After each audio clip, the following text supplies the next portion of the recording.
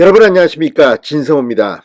지금 온 나라가 서울 신당역에서 발생한 스토킹 범죄 때문에 부글부글 끓고 있습니다. 자, 그런데 이런 스토킹 범죄에 대한 처벌, 지금 박범계 법무부 장관 때의 일이 다시 회자되고 있습니다. 지금 민주당은 입만 열면 민생 하지만 정말 그들이 집권 여당인 시절엔 뭘 했을까요?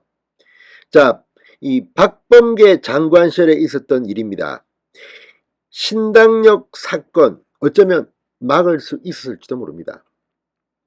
당시 추미애, 이용구, 이런 사람들 이름도 생각납니다. 그 시절에 추미애, 박범계 법무부 장관 시절에 만약에 이 스토킹 범죄, 이걸 갖다가 반의사 불벌죄로 하지 않고 이걸 폐지했다면 어떻게 됐을까요?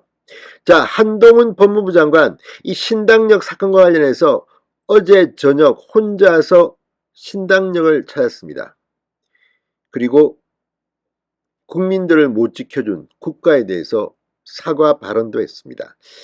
자, 지금 한동훈 법무부 장관, 오늘 법무부 SNS에 충격적인 지시를 냈다는 사실이 드러났습니다.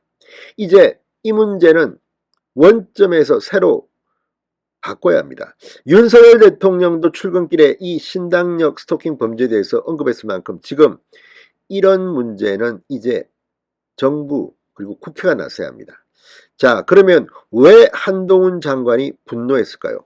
박범계 법무부 장관 시절에 있었던 일에 대해서 더는 못 참겠다고 했습니다. 이제 이 반의사 불벌죄를 폐지해야 한다는 입장을 밝혔습니다. 이게 바로 민생정치 아닐까요? 진성호의 융단 폭격 시작합니다. 박범계 전 법무부 장관을 융단 폭격합니다. 방송에 앞서 아직 진성호 방송에 구독자가 아니신 분은 붉은색 구독 버튼 눌러주십시오. 더 좋은 방송으로 보답하겠습니다. 자, 오늘 법무부 인스타그램에 스토킹 범죄 엄정 대응 지시 및 피해자 보호를 위한 스토킹 처벌법 개정 추진이라는 제목의 게시글이 올라왔습니다. 한동훈 장관이 대검찰청에 스토킹 범죄에 대한 엄정 대응을 지시했다는 내용인데, 이 내용을 들여다보면 박범계 장관 시절에 무슨 일이 벌어졌는지가 적나라하게 드러납니다. 한동훈 장관은 최근 지하철 신당역에서 스토킹 범죄 등으로 재판을 받고 있던 가해자가 피해 여성을 흉기로 살해한 사건이 발생해 국민들에게 큰 충격을 주고 있다. 검찰에서는 스토킹 사건 발생 초기부터 피해자에 대한 위해 요소를 철저히 수사하고 가해자에 대해 접근 금지, 구금 장소 유치 등 신속한 잠정 조치와 구속영장을 적극적으로 청구하는 등 스토킹 범죄에 엄정히 대응함으로써 스토킹 피해자 보호에 만전을 가하라고 지시했습니다. 자, 한동훈 장관은 전날 퇴근길에 비공식적으로 스토킹 살인이 발생한 이 신당역을 직접 둘러봤고 국가가 지켜주지 못했다는 말을 남겼습니다. 자, 그런데 문제는 이 스토킹 처벌법입니다. 피해자가 처벌을 원하지 않는다는 의사를 명백히 한 때에는 처벌할 수 없는 반의사 불벌죄로 규정되어 있습니다.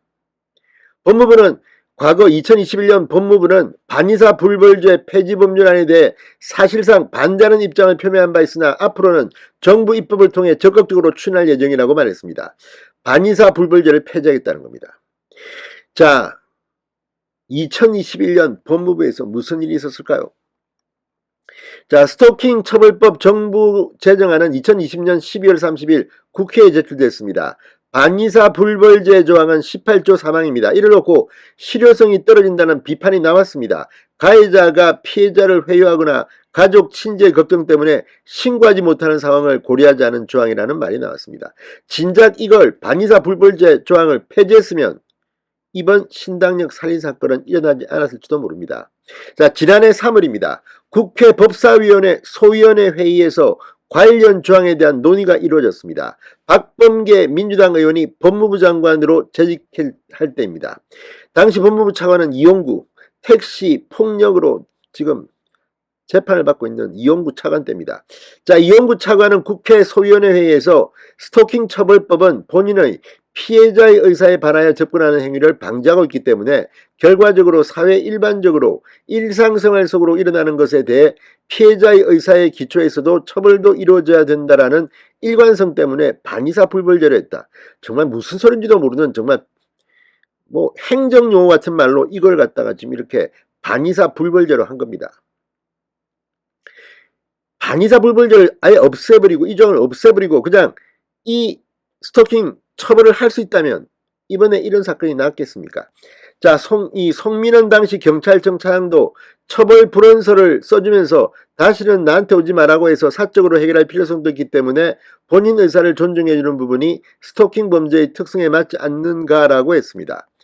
자, 유상범 국민의힘 의원은 이 재정법을 만들 때는 여러 가지 사정을 감안해 제한적으로 만드는 게 좋다고 생각한다. 일단은 반의사 불벌죄로 하고 이후에 사회적 논란이 제기된다면 그때 개정 논의를 하는 게 맞지 않겠나 싶다고 했고, 백혜련 법사위 소위원장 민주당 의원입니다. 그러면 반의사 불벌죄로 일단 정부안대로 하는 것으로 하겠다고 했습니다.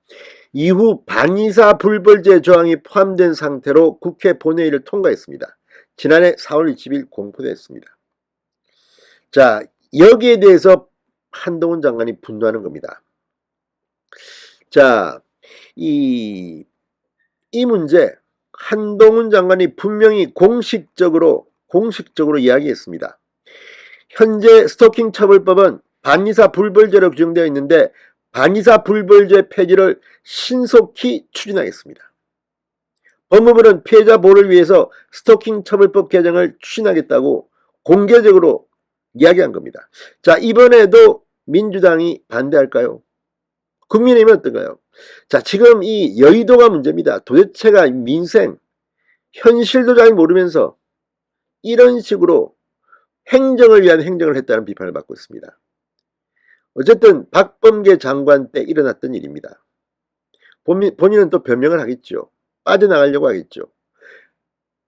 만약에 민주당이나 국민의힘이나 정신이 제대로 있다면 빨리 스토킹 처벌법은 반의사 불벌죄 폐지를 신속히 추진하기 바랍니다. 한동훈이 박범계 이건 못 참고 있습니다. 진성호의 융단 폭격이었습니다. 여러분 감사합니다.